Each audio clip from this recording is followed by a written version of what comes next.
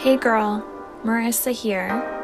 You are listening to the Codependent Dummy podcast. As a young woman, you have been raised, reinforced, and rewarded for putting the needs of others above your own. Now, in your 20s, you're finding yourself exhausted, exasperated, and enveloped in shit relationships, especially the one you have with yourself. Codependency is a way of being where we put the feelings, wants, and needs of others above our own in an unconscious attempt to meet our own feelings, wants, and needs. Sorry to break it to you, sis, but that is not sustainable. This podcast is to help you undo all that so you can stop playing small and start taking up space, you dummy. Let's get to it. Hello, everyone, and welcome back to the Codependent Dummy podcast. Today, I am with Dr. Sarah Michaud. Sarah is a psychologist who has worked with clients with addiction issues for over 30 years. She's also been sober herself for almost 40 years. She considers her codependency recovery the most important missing piece to her finally finding freedom and liberation over the last 20 years. Sarah, welcome to the podcast. Thank you so much. Great to be here. I'm glad there are a bunch of podcasts on codependency. It's really needed. So this is great, Marissa. Yes, yeah, Yeah. I agree. So we'll start with the typical two. Okay. I'm curious, first and foremost, how do you define codependency? Okay, you're going to learn from me that I'm just a very simple person. I keep everything really simple. I'm not psychologically complex in all of my definitions. There are lots of people that do that, but to me, it's just the inability to be yourself. I mean, because most people, I say this in the book, that in 30 years of, clinical practice, it seemed like if most of my clients could A, speak up, or B, set boundaries, I wouldn't have a job. So most people I saw who were in recovery were also really codependent. And to me, it was just an abandonment of self, a loss of sense of self, which happens from being an addict for a long time. Also, I think there's a lot of similarities between codependency and addiction. Right. And it's funny because I remember being in this training years ago, and on the blackboard it said, addicts, 95% problems and 5% addiction, codependence, 100% problems. So, I mean, I think we're all the same. We all have our different ways of coping, and addicts obviously use whatever they can find, and codependents use other things. Right. People. Yeah. Yes. So the inability to be yourself. Yeah, your true self. And even the inability to know your true self when you're first coming into this recovery, right. Because usually people come in when they're exhausted, they have totally lost themselves. They're either enraged or totally detached from themselves, and they're totally preoccupied with everybody around them. Yeah. So, I mean, yes, a real loss of self and a lack of awareness of really who you are, just like it is when I got sober, for example. I mean, I didn't know what colors I liked. I didn't know what music I liked. I didn't know what clothes I liked to wear because I was just in this other world for so long. And then you take away the substances and then it's like, well, who am I? What do I like? You're just totally detached from yourself. And it's the same with codependency. We're focused on usually another human being or a way just to get out of ourselves. You could be a workaholic. A workaholic can be a codependent, just as, you can be addicted to anything else. And the codependency is usually that underlying issue where it's that inability to have true relationships and to really know who you are and express who you are. I always say the inability to identify feeling states, feel feelings, and express them. And it's the same with people in recovery. So a lot of similarities. Yeah, I think at my like codependent rock bottoms, Yes. someone left or we broke up Yes. or I, yeah, lost a friendship. And then, yeah, Yes. like you said, like Yes. who am I? Because all I was whoever I was in that relationship. Yes. Mhm. Yes. Which hopefully eventually is who you are all the time. But a lot of times I really think out of fear and from our histories, all these interpersonal fears happen: the fear of abandonment, the fear of loss, the fear of rejection, the fear of someone getting upset with us, the fear of, um, did I say rejection? Failure, all kinds of interpersonal fears get activated when we're codependent. And I mean, the word codependent so overused now. I think most human beings have interpersonal fears. Mhm. And, those, what we call the early object relations, those, the connections with the parents, that sets up the paradigm for how we relate. And if those connections are not that great, uh, you know, then we learn that all these behaviors to get love and to not be abandoned or not to lose love. And Mhm. so instead of just being who we want to be, we're driven by all these coping skills. And Right. that's part of like the codependent profile. Mhm. Yeah. Yeah. I'm curious. I agree, but in your observations, how come you think, or yeah, what are your thoughts about codependency being overused?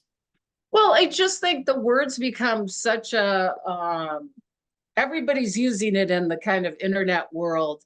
And so it's kind of lost its meaning.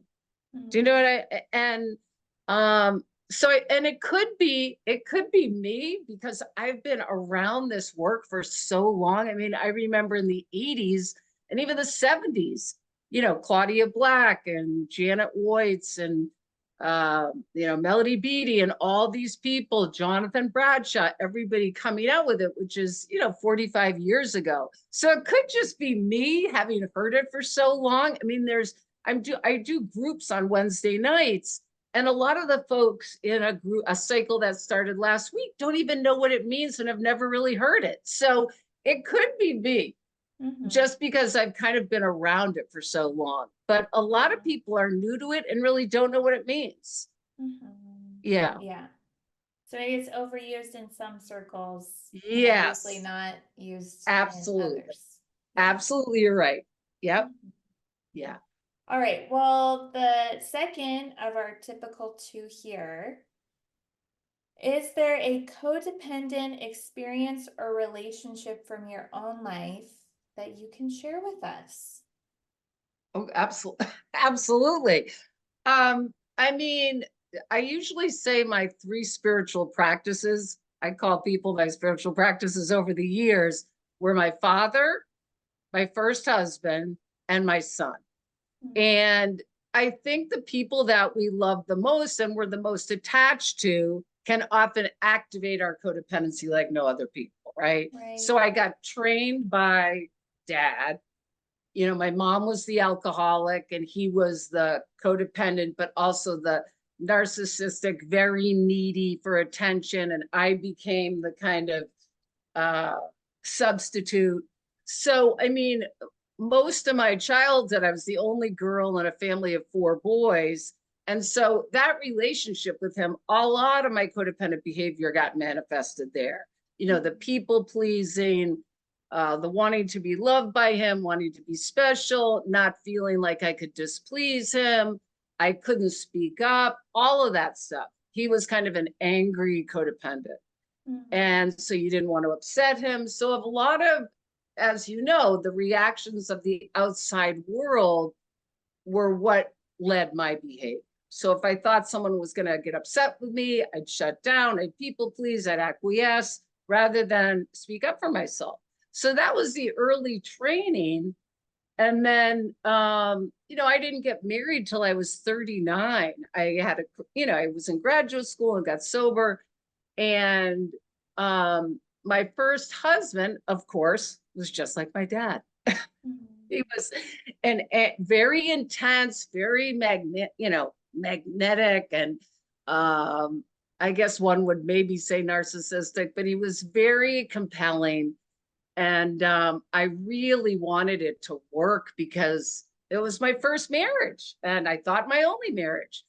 And so I saw in that marriage, he could get angry in a split second, just like my dad. So I often felt like I had to walk on eggshells and all of those symptoms that we talk about, how we got trained in these behaviors. So I really learned to kind of monitor and be that hyper vigilant of my environment. How are they behaving is going to dictate how I am behaving, instead of really getting in touch with what am I feeling. I say in my groups all the time, the mantra is, what do I need? What do I want? What do I need? What do I want? Because so often codependent folks don't know what their needs are. And in fact, that relationship was my first real codependent bottom. And I ended up going to Al-Anon, and this was in the late 1990s. And that's where I began this journey, really, of really diving deep into this codependency.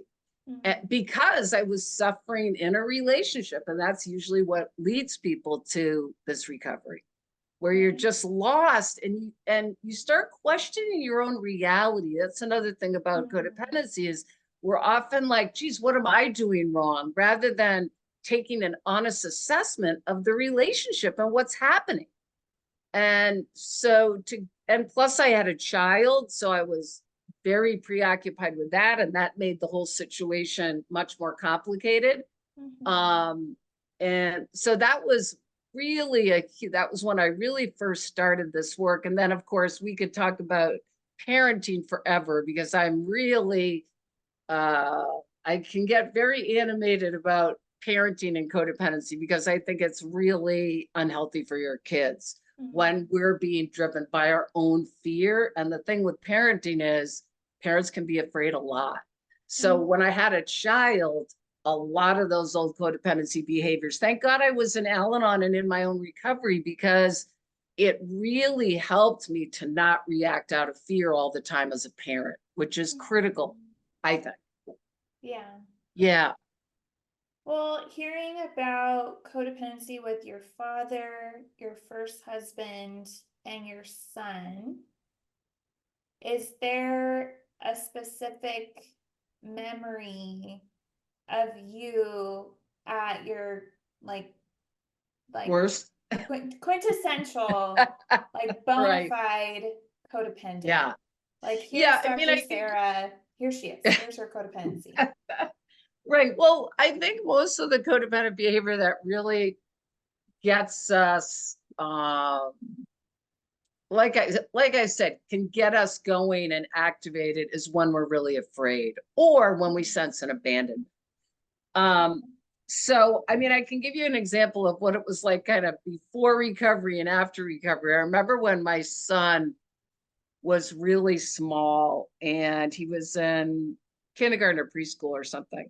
And there was a note that came home from the teacher, and someone had stolen one of the kids' stuffed animals, this girl's stuffed animal. And they could bring stuffed animals to school. Anyways, for some reason, maybe because we had just moved to this area, we had, in the school system, we just started, I ended up going into this fear panic of like, oh my God, what if he took the stuffed animal? What are people going to think? And I got really controlling with him, and that was my reaction. So I kind of, started hyper questioning, which is a huge codependent behavior. You don't ask once, you ask 100 times because you're looking for the answer.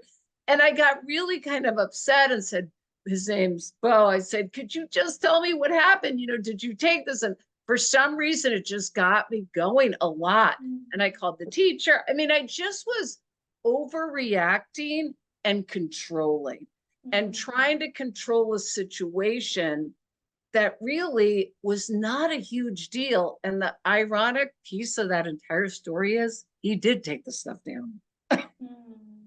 And he, for whatever reason, he was new in this class. Who knows? I mean, I've asked a million people why that happened. It doesn't really matter, and it was no big deal. And we ended up having to go to this girl's house and the whole thing worked out. But I think, it's when I get super controlling and fearful and start trying to control a situation by either asking 100 questions. I don't, hopefully I don't take any, actions these days around that stuff. But yeah, it's just with parenting again, we can get so fearful of others' opinions, of, all these fears of what's going to happen to our child, when so much of the stuff that happens in parenting when kids are little, really, my brother used to say, none of this stuff is going to matter eventually. It seems so important at the time, but it's really not. And then you fast forward to Bo being in high school and me wanting him to go to a certain college, and he's, applying to all these schools. And one day he came home and he asked me if he could speak to me. And I said, sure. And we sat down on the couch and I said, what's up, bud? And he said, I think I'm going to join the military. And at that moment, my entire life flashed before me. I mean, Wow. it was like, because I wanted him to go to college. I didn't want him to go, nothing's wrong with the military, but he had seen this person at school who came to the school. And I literally zipped it. And all I said was, tell me about it. Mm-hmm. And that to me is such a great example of, that 20 years or whatever, 15 years, because I knew that it was not about me. And I also know that when we're afraid and controlling as a parent, it shuts the child down and they don't feel like they can speak to you. And if I had started telling him what to do, who knows what would have happened. But I gave him the space to talk about it. And I ended up getting us together with a friend of mine who was a physician, psychiatrist, who was in the Army. And we went to dinner and they talked about it and he decided against it. But it's just, not getting, and that's the other thing about codependency and why I feel so strongly about it, is it really takes the opportunity away from the other person to grow. Right. And that, a lot of codependents only take it kind of so far to see their own suffering and their own behavior, rather than what is it like to receive codependency? I mean, I don't like when people are controlling with me. I don't want someone telling me what to do. And yet we forget that part. And I think that's why I feel so strongly being a parent, because, I've known parents that their kids go off to college and they're still calling them to wake up in the morning. That's codependency. Mm-hmm. And that's just, to me, so, what would be the word? Just damaging in a way, because you're not teaching your kid that he's capable of waking himself up in the morning. I mean, that's the most basic thing. How's he going to go to a job? And yet it's from the parents' fear. It's got nothing to do with the capabilities of the kid. But, the other piece with codependency recovery for me is we have to tolerate, we often say it's about not wanting to feel what the other person is going through, but really we don't want to feel what's going on over here. We don't want to feel what's going on in our own bodies about what's happening. It's really nothing to do with them. And learning to tolerate that discomfort and all of the array of feelings that come up when you're in relationship, that's really the beginning of recovery. Mm-hmm. Yeah. Yes. Well, yeah, thank you for those. You know all this. Well, just these contrasting examples, and I agree. Yeah, with I think you said something like hyper questioning and like control. Yeah, you feel like what happened? Like what Right. changed? Like why? Like what if we go to war? Like Right. yeah, I mean the list Oh, goes yeah. on. Right.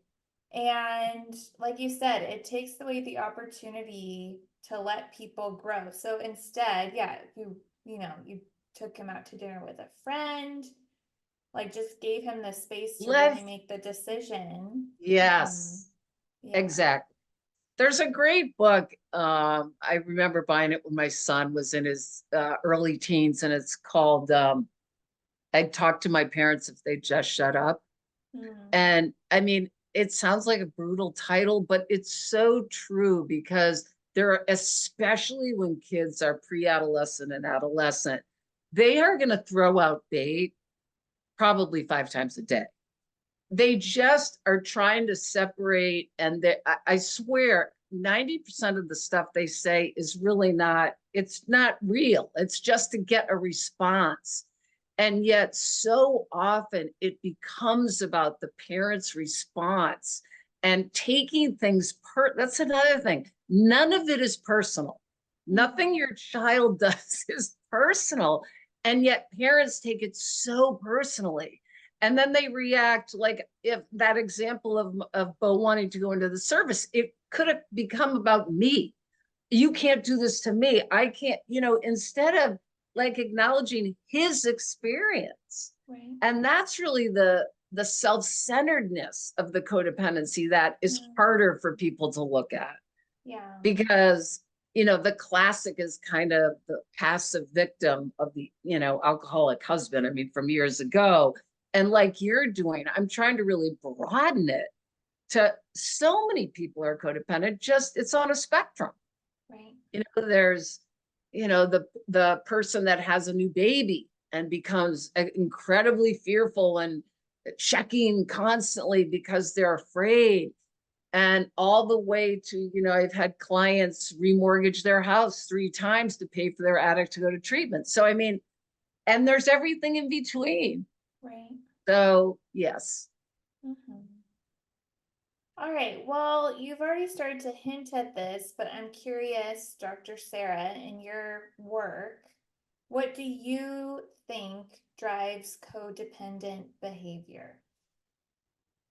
Well, again, I would say simplistically, the lack of knowing yourself, which is going to lead to fear.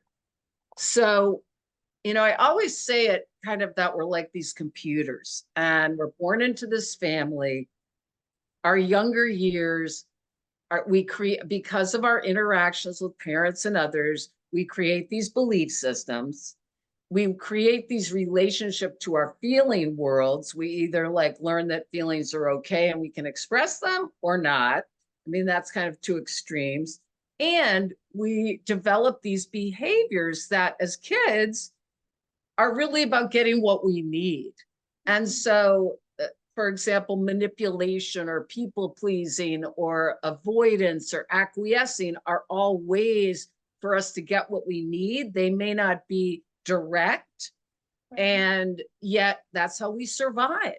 And so we develop those behaviors. But then what happens is we leave our home and we think that we still need to do that. We think we still need to use those old behaviors to survive in relationships. So we become very detached from ourselves. And now I've totally lost the question. Trying to think of, what do you think drives codependent? Yeah, so what drives it? Okay, sorry. So what drives it is I'm just trying to survive and feel okay. And the model is if people around me are okay, then I'm okay. So if something happens in my outside world that activates some feelings, then I'm going to try to manage it and control it. So rather than really the recovery piece is I notice my fear. I start getting comfortable with my feeling states, whether I'm recovering from substance abuse or codependency. I start pausing. Really the early stages of recovery for me are just starting to notice, geez, what is a feeling? What is this? What is this discomfort? And I'm very simple about it. Anger, fear, sadness. Anger, fear, sadness. I mean, and grief usually.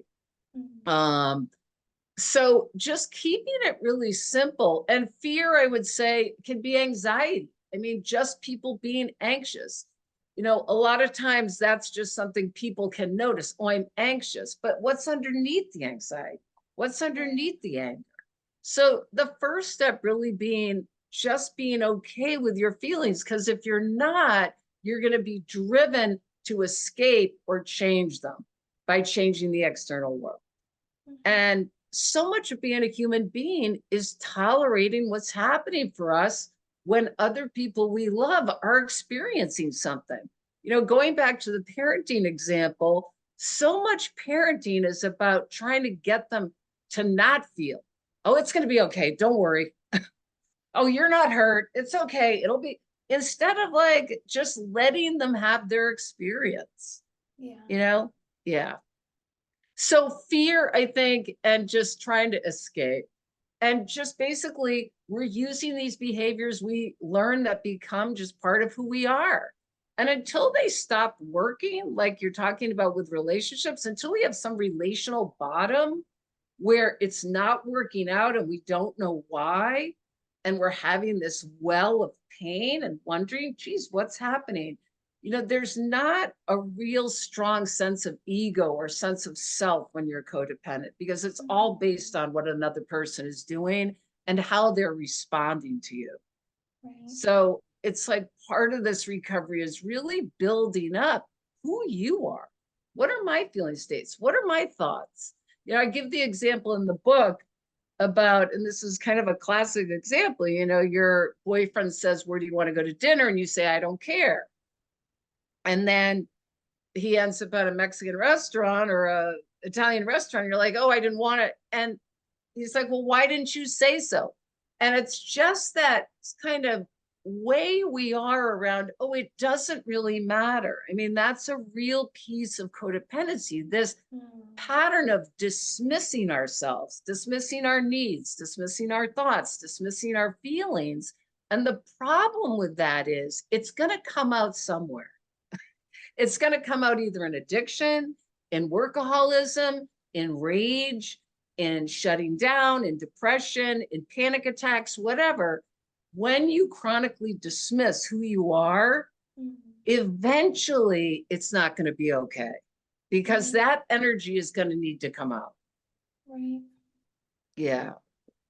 And thinking about what drives codependent behavior, in your experience as well. Yeah, I definitely had codependency modeled.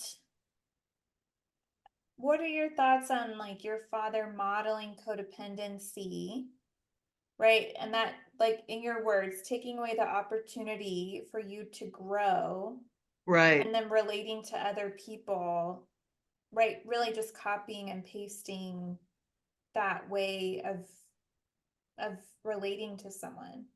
Yeah, it's interesting. I mean, with him, definitely the model was, and this is another piece of codependency, was dismissing my own needs to take care of him. The problem with that is over time you become enraged.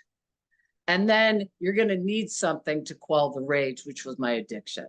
So, you know, it's part of it is noticing codependency, but anger also is a huge piece of it, because I was enraged with my father that he would not send my mother to treatment. He would never set a boundary with her because of that dynamic. And I just felt like that was so unfair, even as a kid, to all of us. Like, why do we need to suffer? You're the parent. And so I just, over time, I think the anger started to accumulate. And yes, I saw his passivity, but he was also angry. And so it's, I think for so long dealing with him, it was just survival, survival, survival, survival. But then after I got sober, clean and sober at 24, and started to speak up for myself and taught and express my needs, you know, there was definite pushback. I remember when I went to college and he was helping me financially, and he was an attorney and, you know, was a workaholic basically. And I remember one day I got this phone call and he said, can you have dinner with me tonight? And I said, I really can't. I was in the middle of writing a paper. And he literally said to me, do you want your check? Because he was helping me with college. Wow. And I said to him, I had been in recovery a while by then. And I said, are you saying to me right now that if I don't have dinner with you, you're not going to pay for college?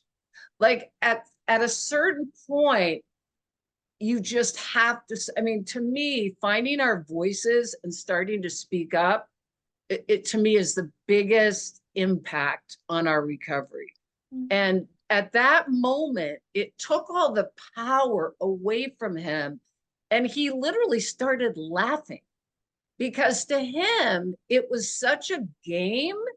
And yet, if I kept playing that game and doing what he wanted, I would have never grown myself and gotten my own voice. So I think that's the power of this recovery, is to really stop tolerating other people's inappropriate behavior. Also, that's why boundaries are so important, right? In this work. Yeah. Yeah. Stop tolerating others' inappropriate behavior. Amen.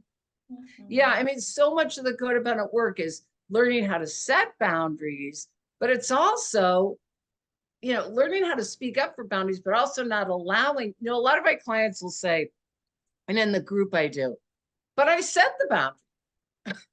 And they didn't. And I'll say, well, setting the boundary sometimes is the easy part. It's keeping the boundary that's the hard part. I mean, with my dad, I had to be relentless with him around boundaries.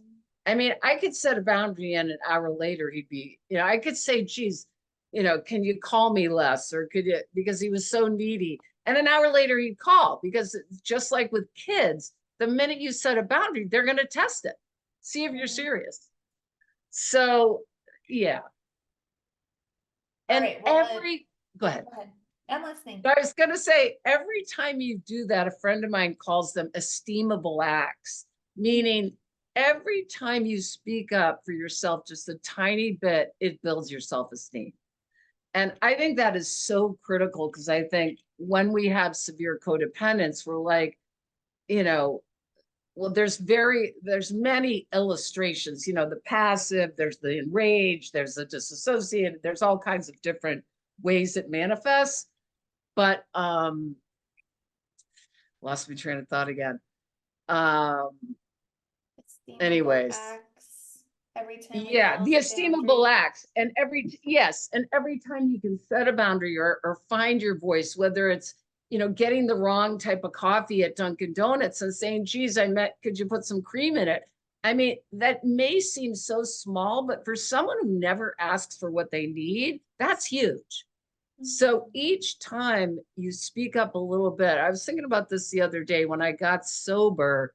My image of myself is like a piece of Swiss cheese, because I just had no awareness of what I liked, who I was, where was I going, what was my history. I mean, and you're just filling in those holes gradually with kind of who you are. And part of that is obviously learned over time, but the other part is that you have value and what you say is important.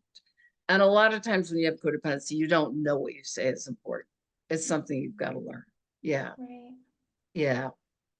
Well, you start to answer or hint at this. So, yeah, thinking about what drives codependent behavior and then trying to address it, right? Like setting boundaries, using your voice.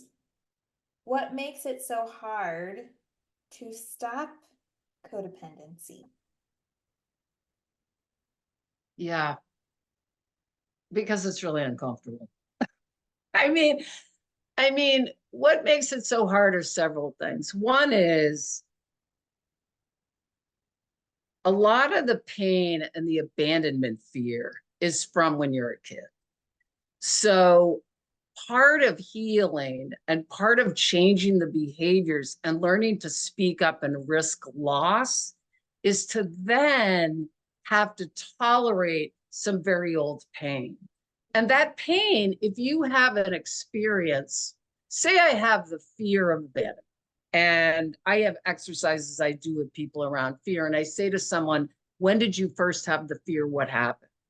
And say they had an experience at 3 or 4 years old where, I don't know, their father was drunk or their parent left or whatever. To go back and re-experience or feel that kind of fear is not something people enjoy doing. Nobody does. But the importance is you can move through that, and there's a beginning, middle, and an end to that. If we continue to avoid the abandonment feelings, we're never going to shift the relationship dynamics. So one way to go back and kind of re-feel it and know that the other thing I often say to people is the feelings you're having aren't about the present moment. You know, I always say if you're having a huge activation or a rage or an intense anxiety, it's usually something old getting activated. Right. And it's hysterical, it's historical. Right, great saying. Exactly. So if we can tolerate kind of going back and seeing the link, then we can shift. And, you know, if you re-feel some of that and see what it's really about, even if it gets activated in your relationship again, it will keep getting less and less and less and not be as important. And I think even just having the awareness that, oh, this really isn't about my husband, it's about whatever, my early, it just frees up some space for that relational dynamic to work through things. Right. Yeah. So yeah. It's hard to stop codependent behavior because it's really uncomfortable. It's really uncomfortable. And yeah, go ahead. Oh, no, I was going to say, and patterns of behavior, I think, are so automatic. Like, say, people pleasing. If I'm a people pleaser and I'm really not used to speaking up for myself, and I've been doing it for 20 years, and on one hand, I get something out of it, meaning, oh, everybody thinks I'm really nice. Everybody thinks I'm so amenable to, and I easy to get along with or whatever. And I have this identity. Then to start realizing or start having the experience that that doesn't work for you anymore is going to be uncomfortable. And you're risking change / possible loss of relationship. I mean, that's really the risk. I mean, the huge risk of codependent recovery is someone dying. Because, for example, if I'm a parent and I say, geez, I can't have you using heroin in my house anymore, and I ask them to leave, I have to be willing to tolerate the feelings and know that I'm not responsible for what's going to happen to them. But it's this, you know, that's the end of the spectrum. But in the middle of the spectrum, if I'm married or I have a partner and I need to change this people pleasing behavior because it's upsetting me now, that I risk, oh my gosh, maybe they're not going to like that person. Maybe they're going to leave me. Maybe this relationship isn't going to work out. I mean, I would say one of the biggest issues with my clients is eventually they really have to, because a lot of them get sober and start assessing their relationship, is risk, you know, taking that risk of change to risk the change in the relationship. Because a lot of people don't, you know, haven't really been in their relationship for quite a few years, and now things are going to change. And sometimes it works out and sometimes it doesn't. Yeah. It's valuing yourself over the relationship, in a sense, that I can't tolerate sacrificing myself anymore in this way, and it's not worth it in the end. Obviously, there's compromises in relationships, that's different. But if I need to sacrifice a big part of myself to stay, that's a different story. And what I see with people in addiction is they might give up the addiction, but then they can't tolerate that point in the relationship where they're going to change, and they pick up something else. The next thing you know, they're gambling, or they've gained 30 pounds, or they're shopping, or it comes out somewhere. Right. Yeah. And going back to distinct oh God, distinguishing, setting Yep. boundaries and maintaining them, right? I think that's also one reason why stopping codependent behavior is so hard, because it's Absolutely. really 2 steps, and step 2 is like, you know, you just have to repeat it over and over Yes. again. Yes. And yeah, Yes. you know, with my patients, I've heard the same thing. Like, I set the boundary. I Yes. said, Yes. you know, I, yeah, I need you to, I'm trying to be like vague enough. Right. Um, Right. like, well, back like when I was healing from my codependency, um, I like got in a lot of messes, Sarah, with married men. Got it. And so yeah, so eventually, like, you know, this guy like in recovery reached out to me, and I said, oh, like, I would really appreciate it if you didn't text me past 6. Right. I just felt like after 6 was like, Yeah. that's, yeah, that's like, that's not the time to reach out to me, like this young girl, and you're married. And so Right. yeah, so I would set the boundary. Yep. And then, you know, the next day, maybe I'd get a text at like 7 or 8 and be like, ah, but I set the boundary. Like, thus, Right.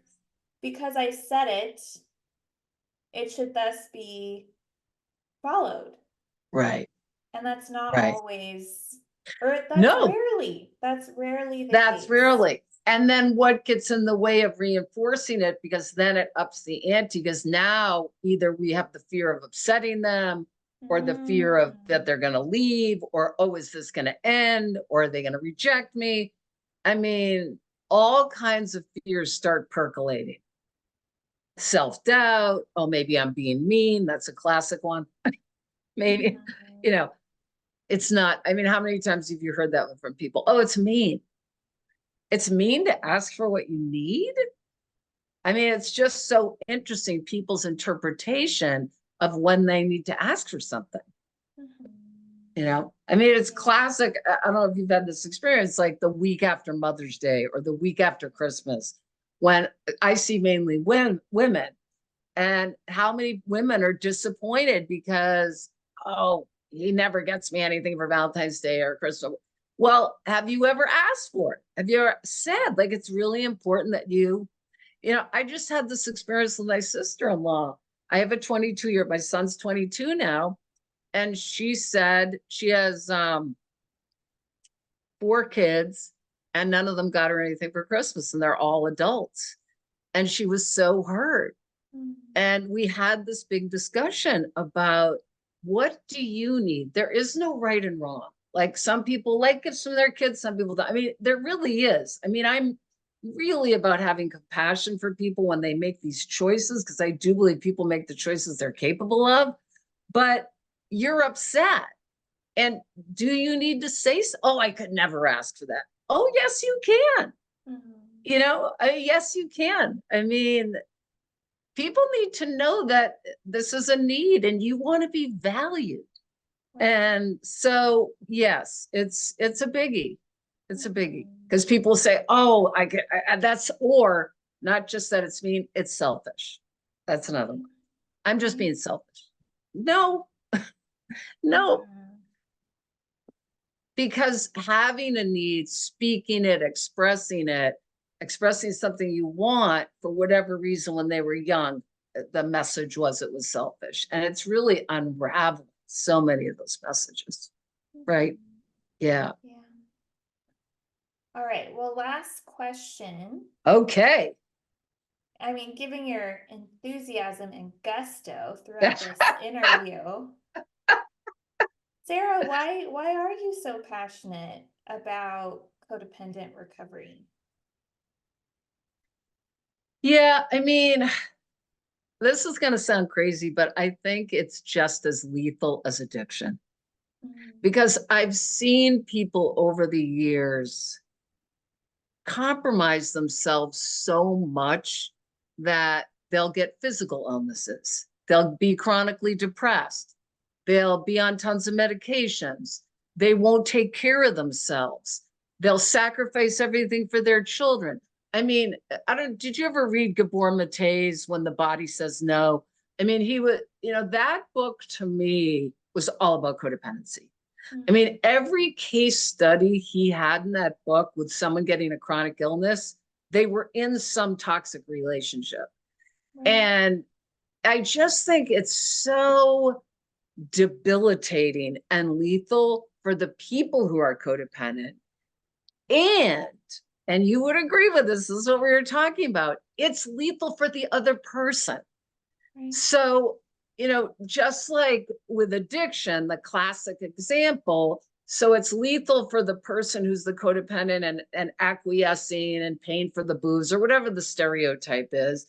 But it also, if you don't set the limit with the alcoholic addicts, you don't give them the opportunity to grow and heal and change and get sober. And those are the early examples, but it's the same like we were talking about with parenting or your partner or your employee. I mean, how many clients have I heard over the years where their bosses are just controlling and they, I have friends of mine who have such a hard time delegating at work, but they're working 70 hours a week, but they're not delegating out of fear. That's codependency. And so I feel so strongly about it because I think people kind of don't understand it and think it's just about an alcoholic and their wife or whatever the stereotype is, rather than we all have behaviors that hurt us and hurt both parties. So I do feel passionate about it. I really do.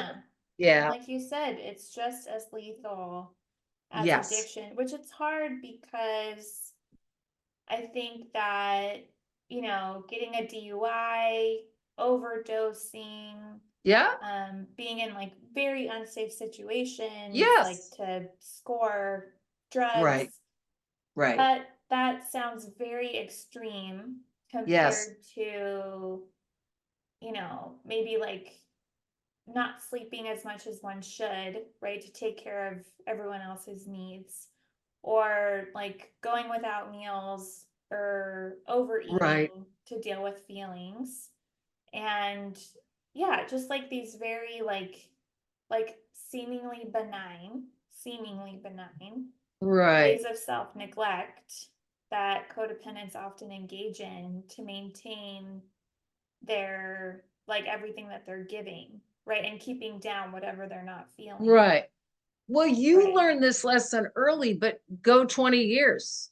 If you had not started changing these behaviors, all kinds of things start happening. You get sick, you get depressed, you can get suicidal. So, I mean, it may not at the beginning, just like when someone picks up a substance, I mean, really, that's why I say it's on a spectrum. A friend of mine in AA was 60 and she spent years taking care of her kids, wouldn't kick her kids out who were addicts. And all just, she was like almost the stereotype of the over functioning codependent. And she died a couple of years ago. And I swear my friends and I are like, it was codependency that killed her. She just literally looked like someone, and there was always excuses and reasons why she couldn't take care of herself. Do you know what I mean? But it does happen. Yeah. It does. Yeah. Yes. All right. Well, thank you so much. And you're entirely welcome. I guess first, I'm curious if you can share about your book, and then we'll share about the freebie you're offering. So tell us about your book. Right. So I wrote a book a couple of years ago called Code Crazy, and it's a memoir and also a roadmap for recovery. And it's part kind of my addiction story, but also then about my bottoms in codependency and how I kind of started that work as well. I have a big sense of humor, so I think a lot of people have said it's a fun book. And also I have in the book, I have tips, and they're called Leaving Crazy Town. And so there's a bunch of tips. There's questions at the end of each chapter, exercises. So a couple of people I know are doing book groups and, to go through the book with and answer the questions. So, and my website, Dr. Sarah Michaud, there's an email. And I also have this relates to the book. a friend and I started a YouTube channel called Leaving Crazy Town. And I was going to say to Marissa, if I was trying to figure out how we could do this, if you're like the 10th subscriber after this podcast airs, send me an email on my website and we'll send you a free book. So maybe for like, the first 5 subscribers after this airs, I can send free books to. Okay, so everyone, how about that? Subscribe to Subscribe Dr. to the Sarah's YouTube channel. Send her an email. Yep. And she will send you a copy of her book. Absolutely. Yep. And also, I just wanted to say I've been writing for a sober lifestyle magazine called The Sober Curator. And a woman, Elise Bryson, started that. And there's a lot of fun material in there and recovery stories and just sober lifestyle information. So I just wrote an article that's coming out tomorrow on dating in your 60s called The Sober Golden Bachelorette. So that might be fun to read for people. I love it. Okay. Well, yeah, I'll put a link to your website, your YouTube channel, and the Sober Curator in the show notes. That'd be great. And again, thank you so much for being here. It was so much fun. Thank you so much. And I really just want to be of service, whatever you need. And good luck with the podcast. Thank you. Great job. And dear listener, thank you for listening, and we will see you guys next week. Take care. Hey girl, it's Marissa again. I'm not like a regular podcaster, I'm a cool podcaster, right? Thank you for listening and staying till the end. You can find me on Instagram at Therapy with Marissa. Email me, marissa@codependummy.com. Check out codependummy.com for more information on the show. And baby girl, a subscribe, rating, and review would be much appreciated. Till next time, I want you to remember, if you are feeling unseen, I see you. If you are feeling unheard, I hear you. And if you think that you don't matter, know that you matter to me. I want you to go out there so you can stop playing small and start taking up space, you dummy. And now, the disclaimer. Girl, this is not therapy and I am not your therapist. This podcast is designed to provide accurate and authoritative information in regards to the subject matter covered. It is given with the understanding that neither the host, publisher, or guests are rendering any legal, clinical, or other professional service. If you want or need a professional, please find one.